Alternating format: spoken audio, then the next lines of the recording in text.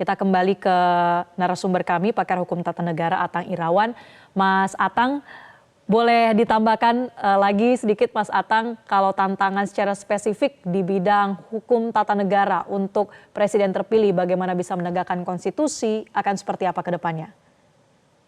Ya, itu saya kira begini, ada hal yang cukup menarik ketika misalnya bicara tentang hukum tata negara. Yang paling prinsip adalah semuanya kan bagaimana mengakselerasi tujuan dan kepentingan kebangsaan yang sudah ditegaskan di dalam konstitusi.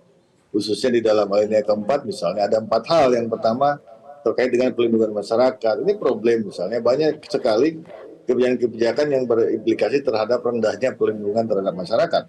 Atau misalnya dalam konteks politik legislasi nasional ini, RUU yang terkait dengan kepentingan pelindungan masyarakat itu juga lamban. Ada RUU tentang pekerja rumah tangga, RUU masyarakat adat, atau RUU Dikdok misalnya.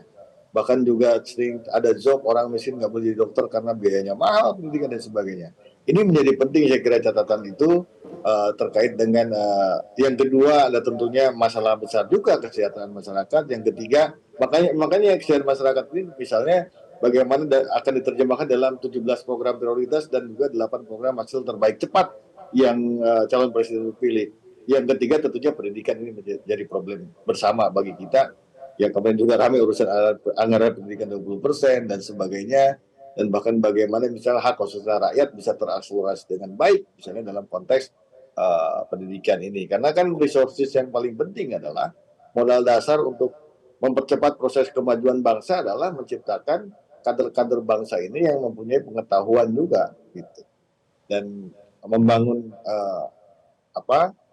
sinergitas antara resources dengan capaian-capaian harapan ke depan gitu. Ini dan yang keempat tentunya urusan diplomatik.